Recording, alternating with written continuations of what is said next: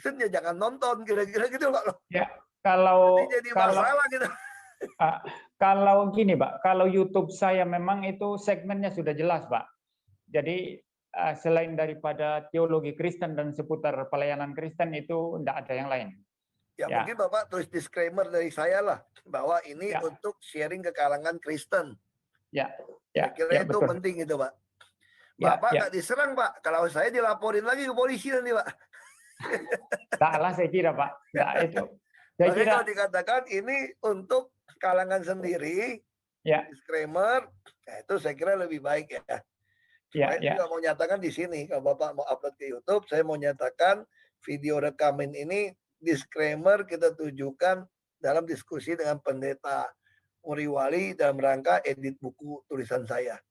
Oke, betul Pak. Bagi kalangan yang tidak suka mendengarkan iman Kristen, ya jangan dengerin terus. Silakan ganti channel, kira-kira gitu dah Pak. Ganti YouTube gitu ya. Nah, yang saya mau sharingkan tuh gini Pak. Saya suka cerita sama anak-anak saya. Kenapa penting baca Alkitab?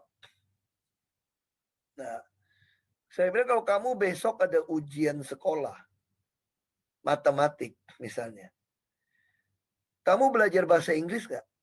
Oh enggak dong Pak katanya. Saya belajar matematik dong. Terus saya bilang kalau gurunya atau dosen waktu itu SMA dia, SMP.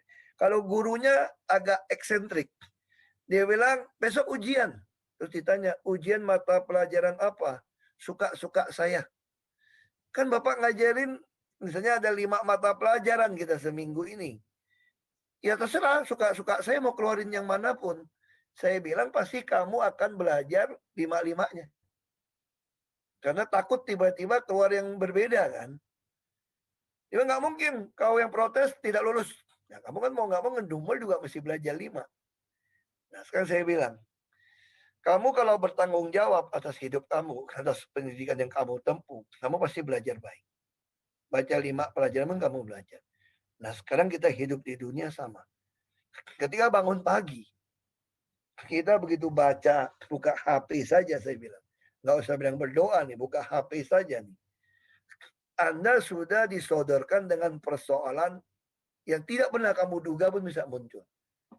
Itu ujiannya bukan cuma 5 mata pelajaran. Itu kombinasi mungkin puluhan ribu persoalan.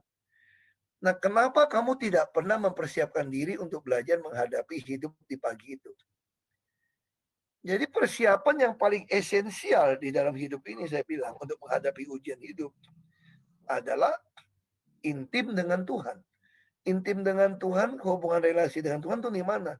Melalui pembacaan firman-Nya, melalui doa, melalui puji-pujian, penyembahan, dan tentu merenungkan firman-Nya. Berusaha menghafalkan sebagian firman Tuhan yang bisa kita ingat. Menjadi senjata. Karena firman Tuhan adalah pedang roh firman Tuhan. Kita menghadapi serangan kan. Seperti yang ditulis di Galatia di Efesus, saya lupa tuh Pak.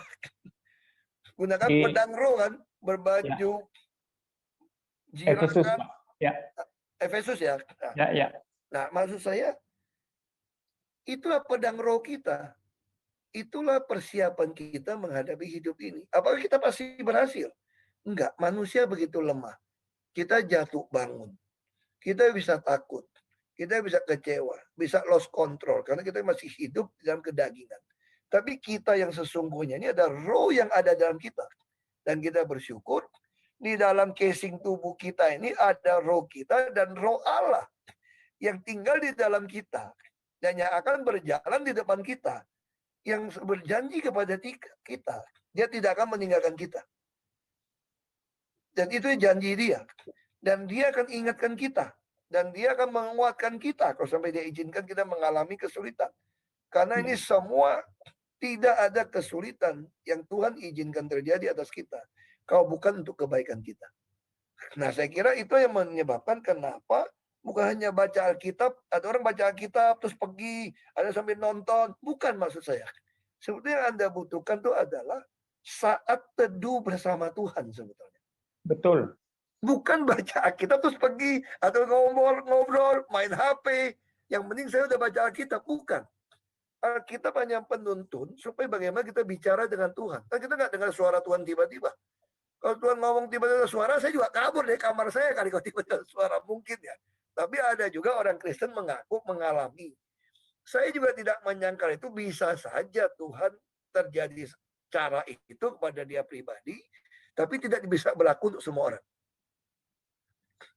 Ya. Kita nggak bisa membatasi cara Tuhan membuat seseorang menjadi percaya pada Tuhan Yesus.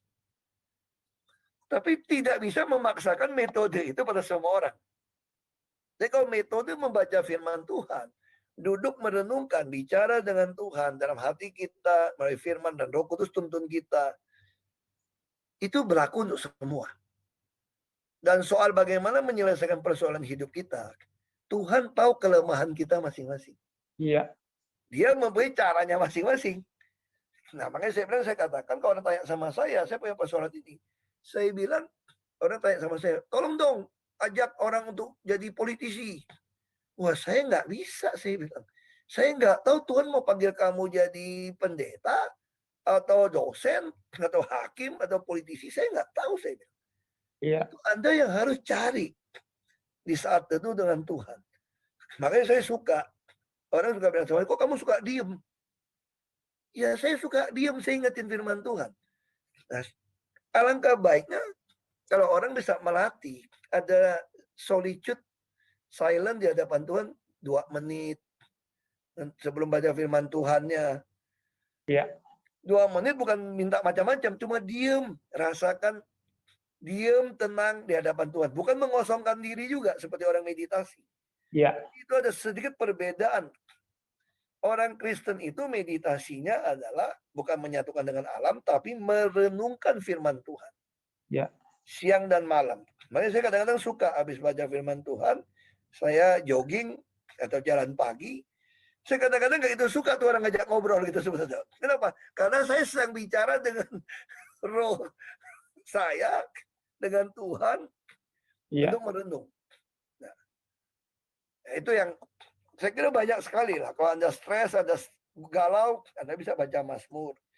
Saya kemarin tadi baca, saya baru iya ya, ini di Mazmur 42 ya. Saya suka dengan lagu ini di gereja gitu. Kayak lagi galau waktu masuk tahanan pertama, kan galau tuh Pak ya. Ya. Kadang tuh kita bisa lupa firman Tuhan. Tapi kan banyak sekali lagu-lagu yang ditulis liriknya itu sebenarnya dari firman Tuhan, Pak. Ya. Nah, itu juga sangat baik cara mengharapkan firman Tuhan melalui lagu. Ada Ya. satu lagu gitu, Pak ya. Saya ini tes nyanyi lah, Pak. Bukan, ini lagu yang saya nyanyikan kalau saya galau, Pak. Suara saya memang jelek karena belum Iya. latihan sama si Delon mungkin. Iya. Lagu itu kayak gini, Pak. Kalau saya lagi galau, Pak, stres dalam tahanan itu, saya ingat lagu ini. Diajarkan oleh pendeta saya. Hai jiwaku, mengapa risau, terus gelisah di dalamku. Hai jiwaku, pandanglah, dia akan segera menolongku. Dia akan segera menolongku. Dia akan segera menolongku. Allahku dan kekuatanku, dia akan segera menolongku. Nah, ini saya nyanyiin ulang-ulang, Pak. Iya. Atau yang kedua, Pak, saya bilang ini adalah anugerah dan usaha. Apa itu anugerah? Anugerah bukan usaha kita, tapi Allah berikan karena anugerahnya. Itu ada di Filipi 4 ayat 7. Iya. Dan kamu akan mengalami damai sejahtera Allah yang melampaui segala akal pikiran kamu. Yang memelihara hati dan pikiranmu dalam Kristus Yesus. Nah, kalau usaha, effort itu di Kolose 3 ayat 15. Hendaklah, ini masih usaha, hendaklah. Iya. Damai sejahtera Kristus memerintah hatimu. Sebagaimana kita dipanggil menjadi satu tubuh. Dan bersyukurlah. Inilah cara yang kita ingat hafal. Ada satu lagi yang sudah hafal. Saya tempel, Pak. Saya tulis di iPad saya, Pak. Ini saya suka nih, Pak. Saya tulis di iPad saya gini, Pak. Ini di Ibrani 13:6, Pak. Saya tulis di iPad saya di belakang. Ya. The Lord is my helper. I will not be afraid. What can man do to me? Jadi kalau saya lihat orang ngancam saya takut. Saya ingat hafal ayat Ibrani 13 ayat 6 ini.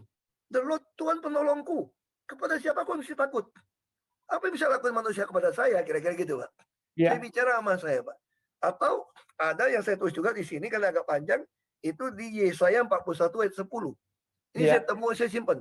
Janganlah takut sebab aku menyertai engkau. Janganlah bimbang sebab aku ini Allahmu. Aku akan meneguhkan bahkan akan menolong engkau. Aku akan memegang engkau dengan tangan kananku yang membawa kemenangan. Ada lagi dari Daud, Pak. Mazmur 27 ayat 1, Pak. Itu ya, saya hafal tuh, Pak.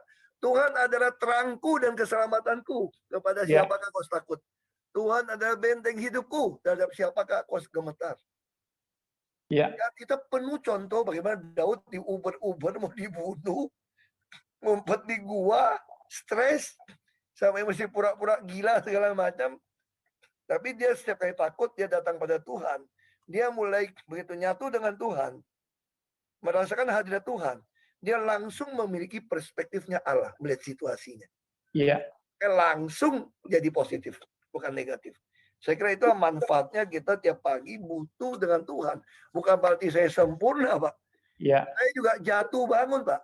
ya, ya, Saya bisa emosi, bisa marah, tapi itu tadi ya, selalu saya berusaha untuk balik ke Tuhan, balik ke Tuhan. ya, Karena saya tahu Tuhan mengerti keadaan kita. Kita lemah, kita ya, ini daging, kita ini dari debu. Itu yang ya, saya tahu, Pak. Itu bisa saya sharingkan, Pak. ya, ya, ya, Pribadi. ya. Pendeta seperti saya aja bisa emosi, Pak. Pendeta seperti saya aja bisa emosi kok.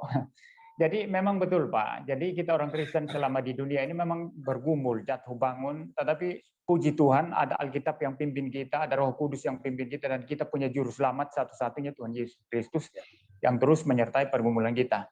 Nah saya kira itu tadi pertanyaan terakhir Pak. Kalau Bapak berkenan, sebelum saya minta Bapak menutup kita dalam doa, ya kalau Bapak berkenan. Ya. Baik, Pak. Tadi Bapak tadi singgung tadi ini seperti ujian teologi S1, S2 gitu ya. Jadi gini Pak, seandainya ini ujian, justru Bapak lulus dengan nilai A. Ya, Kalau seperti itu itu Bapak Pak. mesti kirimin saya sertifikat, Pak, supaya saya boleh ini, Ya, Pak. ya. Tapi Itu banyak. ya. Baik, kita bersatu dalam doa, Pak. Ya. Allah Bapa kami yang di surga, yang kami kenal dan kami sembah melalui Yesus Kristus. Sungguh kami bersyukur Bapa, kami memiliki Engkau, Tuhan Allah yang hidup, yang selalu menuntun kehidupan kami, yang memberkati dan melindungi kami, yang memberikan kepada kami suatu perspektif Engkau menghadapi dunia ini. Mungkin dunia kadang menganggap kami naif, menganggap kami bodoh, menganggap kami egois, untuk kepentingan diri atau harga diri. Sungguh bukan Bapak. Kami justru bersandar pada kehendak-Mu. Karena kami ingin Tuhan, Engkau yang telah membebaskan kami dari api neraka. Karena Engkau mati di atas kayu salib, menebus dosa-dosa kami. Engkau juga Allah yang telah bangkit, memberikan pengharapan akan jaminan hidup di surga bagi kami yang percaya pada Engkau. Kami bersyukur, bukan hanya Engkau memberikan kami bebas dari neraka melalui situasi COVID seperti ini. Kami pun bersyukur Engkau memberikan kami kesempatan hidup satu hari demi satu hari. Kami ingin kami boleh mempersembahkan tubuh kami yang hidup, yang kudus, yang memperkenankan Engkau. Kami bersyukur Bapa, Engkau tidak mengingat dosa pelanggaran kami. Engkau tidak memperhitungkan segala kesalahan kami. Karena Engkau tahu kami adalah debu yang lemah. Engkau tahu kami daging yang lemah, daging yang berdosa. Tapi bersyukur ada Roh Kudus, Engkau tinggal dalam diri kami. Terus mengajarkan kami tentang apa itu kebenaran, apa itu keadilan, apa itu kejujuran, apa itu perikemanusiaan. Sehingga ingin pakai kami Bapak dalam hidup di dunia ini untuk mendatangkan berkat, mensejahterakan banyak orang di sekitar kami. Biarlah Bapa dalam kehidupan kami ini, Engkau hadirat-Mu bisa diam di dalam kami, sehingga dalam diri kami bisa terpancarkan kasih-Mu, sukacita-Mu, dan damai sejahtera-Mu bagi semua orang yang ada yang kami temui, yang ada sekitar kami. Pakai kami ya Bapa menjadi berkat bagi banyak orang. Pakai kami ya Bapa untuk tahu datang berterima kasih pada Engkau. Pakai kami Bapa untuk mengerti segala yang kami punyai saat ini. Bukan karena kemampuan kami, Bukan karena kecakapan kami, kepintaran kami, tapi semua karena anugerah-Mu semata. Terima kasih ya Bapak, terus berkati pelayanan pendeta Muriwali. Engkau pakai dengan heran seluruh timnya juga. Pakai orang-orang yang mendengarkan penjangan kami. Sehingga dapat dia berkat yang menguatkan, terutama saudara Kristen kami, saudara seiman kami. Untuk datang menyembah Allah yang benar, Allah Roh yang benar. Menyembah, membaca firman-Mu, dan bersyukur karena kami adalah anak-anak Allah. Diberi hak menjadi anak-anak Allah karena Yesus Kristus. Terima kasih ya Bapa di surga. Sempurnakan doa kami yang kami alaskan dalam satu nama, Yesus Kristus, Tuhan dan Juru Selamat kami yang hidup. Amin. Amin. Terima Ya, kasih, Pak. terima kasih Pak. Ya, kita off ya. Akhirnya Pak ya. Ya. Saya nggak pernah doa depan umum nih Pak. Oh gitu Jadi Pak. saya mau nonton, bukan nggak pernah doa dia upload ke YouTube Pak. Iya, iya. Baik Pak, ini doa pribadi ya. Iya, Kita ya. doa pun sebenarnya isinya juga dari firman Tuhan yang ada dalam kepala kita kan Pak. Iya, betul. Itu Betul. Pak, makasih Pak, Tuhan Ya. memberkati, melindungi Ya. Pak. Yuk semua, Ya, Sakti. makasih Ya, Pak. terima